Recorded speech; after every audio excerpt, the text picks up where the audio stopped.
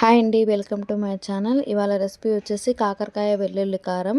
కమ్మగా చేదు లేకుండా కాకరకాయ వెల్లుల్లి కారం ఎలా చేయాలో చూద్దాము. ముందుగా అయితే కాకరకాయలని వాష్ చేసుకొని ప్లేట్లోకి తీసుకోవాలి. ఇప్పుడు కాకరకాయల మీద ఉన్న పీల్ని ఈ విధంగా అయితే తీసి పెట్టుకోవాలి. ఇప్పుడు కాకరకాయలన్నీ తీసుకొని ఈ విధంగా మధ్యలో ఒక ఘాటు పెట్టుకొని కట్ చేసుకోవాలి. ఇందులో ఉన్న సీడ్స్ మొత్తం ఈ విధంగా తీసేసుకోవాలి. చూసారు కదా, ఈ విధంగా అయితే ఉండాలండి. ఒకసారి అయితే మళ్ళీ కాకరకాయలన్నింటినీ వాటర్లో వేసి ఒకసారి కడిగి తీసుకోవాలి.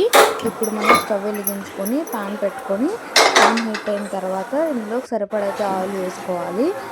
ఆయిల్ హీట్ ఎక్కిన తర్వాత మనం ముందుగా కట్ చేసి పెట్టుకున్న కాకరకాయలన్నింటినీ అయితే వేసుకొని లో ఫ్లేమ్లో ఒక 5 నిమిషాల పాటు కలుపుకుంటూ ఉండాలి. ఈ కాకరకాయ వెల్లుల్లి కారం చేయడానికి కొంచెం టైం అయితే పడుతుంది. చూసారు కండి, కాకరకాయలన్నింటినీ అయితే ఈ విధంగా అయితే వేయించుకోవాలి. కాకరకాయలన్నీ గోల్డెన్ బ్రౌన్ కలర్లో వచ్చేసాయి. ఇప్పుడు వీటన్నిటిని ఒక ప్లేట్లో తీసుకొని చల్లారనివ్వాలి.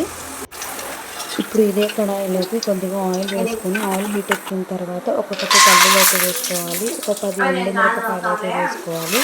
అలాగే 2 వెల్లుల్లిపాయలు ఈ విధంగా అయితే తీసుకొని వేసుకోవాలి. ఒకసారి అయితే బాగా వీటన్నిటిని కలుపుకోవాలి. ఇప్పుడు కరివేపాకు 2 టేబుల్ స్పూన్ దాకా జీలకర్ర వేసుకొని లో ఫ్లేమ్లోనే 2 నుంచి 3 నిమిషాల పాటు కలుపుకుంటూ ఉండాలి.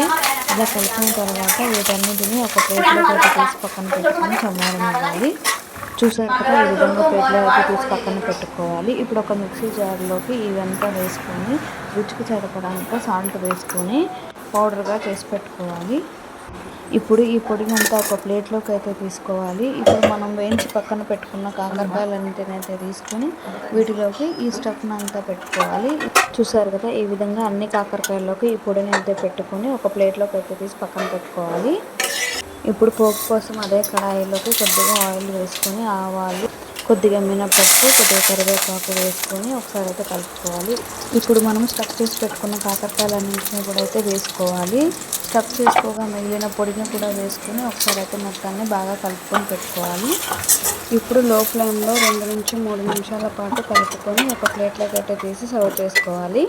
అంతేనండి, చేదు లేకుండా ఎంతో రుచిగా ఉండే కాకరకాయ వెల్లుల్లి కారం అయితే రెడీ అయిపోయింది. మీరు కూడా తప్పకుండా ట్రై చేయండి. బాయ్.